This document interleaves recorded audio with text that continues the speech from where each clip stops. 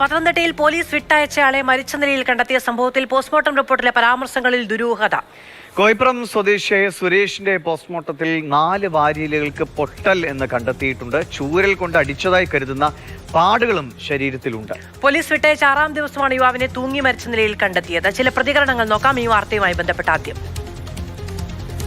അവനെ കൊണ്ടുപോയ യൂണിഫോമില്ലോ, കാക്കി യൂണിഫോം. അതല്ല എനിക്ക് സംശയം. പോലീസ് സ്റ്റേഷനിൽ പോയി ഞാൻ തിരക്കിയത് അവൻ വന്നിട്ട് എന്ത് ചെയ്യുന്നു, അവനെ കൊണ്ടുപോയിട്ട് എന്ത് ചെയ്യുന്നു അവിടെ ചെന്ന് അവരോട് ചോദിക്കുക. ഒടുവിൽ എന്നോട് ചോദിച്ചു, ആരെയും അമ്മച്ചി ചോദിക്കുന്നേ? ഞാൻ പറഞ്ഞു, ബാബു സുരേഷിനെ നിങ്ങൾ ഇന്നലെ വന്നു കൊണ്ട്.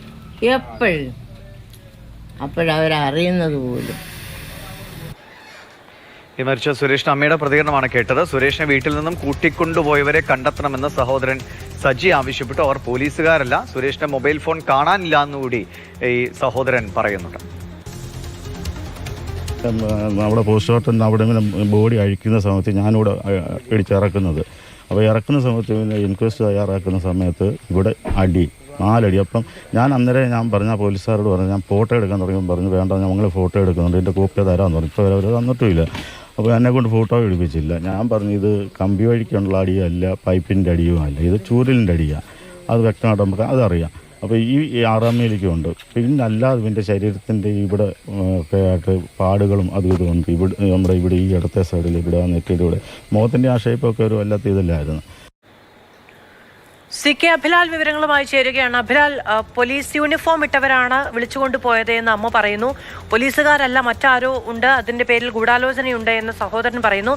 എന്താണ് യഥാർത്ഥത്തിൽ സംഭവിച്ചത്? അധികൃതർ പറയുന്നത് എന്താണ്? മാർച്ച് 19-ാം തീയതിയാണ് കഞ്ചാവ് ബീഡി വലിച്ചു കോയിപ്പുറം പോലീസ് സുരേഷ് എന്ന 45-കാരനെ കസ്റ്റഡിയിലെടുക്കുകയും പിന്നീട് കേസ് രജിസ്റ്റർ ചെയ്യുകയും ശേഷം വിട്ടയക്കുകയും ചെയ്യുന്നു. പിന്നീട് ഒരു ദിവസം കൂടി സ്റ്റേഷനിലേക്ക് അന്വേഷണത്തിന്റെ ഭാഗമായി വിളിപ്പിച്ചു എന്ന് കോയിപ്പുറം CI തന്നെ പരാമർശിക്കുന്നുണ്ട്.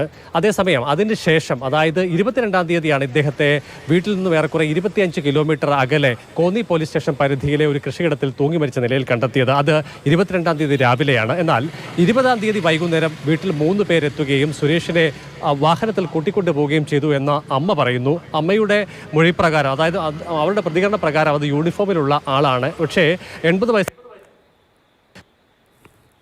ആദ്യം പറഞ്ഞ കാര്യങ്ങൾ പിന്നീട് അവർ ആവർത്തിക്കാത്ത സ്ഥിതിയുണ്ട്.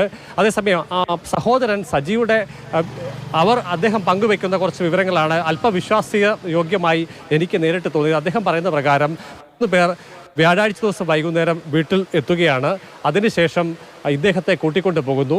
ഒരു ദിവസം കൂടി പിന്നിട്ട് 21-ാം തീയതി പിന്നിട്ട് 22-ാം തീയതി രാവിലെയാണ് കോന്നി പോലീസിൽ നിന്നും വിവരം ലഭിക്കുന്നത്. സഹോദരനെ മരത്തിൽ തൂങ്ങി മരിച്ച നിലയിൽ കണ്ടെത്തി എന്നുള്ളത്. ചുരുക്കത്തിൽ ഈ 20-ാം തീയതി വൈകുന്നേരം എത്തി സഹോദരനെ കൂട്ടിക്കൊണ്ടുപോയത് ആരാണ് എന്ന് സംബന്ധിച്ച് വിശദമായ അന്വേഷണം നടത്തിയാൽ ഈ മരണത്തിന് പിന്നിലെ ദുരൂഹത പൂർണ്ണമായി നീക്കാൻ കഴിയും. പോസ്റ്റ്മോർട്ടം റിപ്പോർട്ടിൽ സുരേഷിന്റെ 4 വാരിയലുകൾക്ക് പൊട്ടലേറ്റതായും അതോടൊപ്പം തന്നെ ശരീരത്തിന് പിന്നിൽ ചൂരൽ കൊണ്ട് സമാനമായ രീതിയിൽ അടിയേറ്റതായും പരാമർശങ്ങളുണ്ട്. ഒപ്പം തന്നെ മുഖത്ത് ഇടതുവശത്തും പരിക്കേറ്റത്.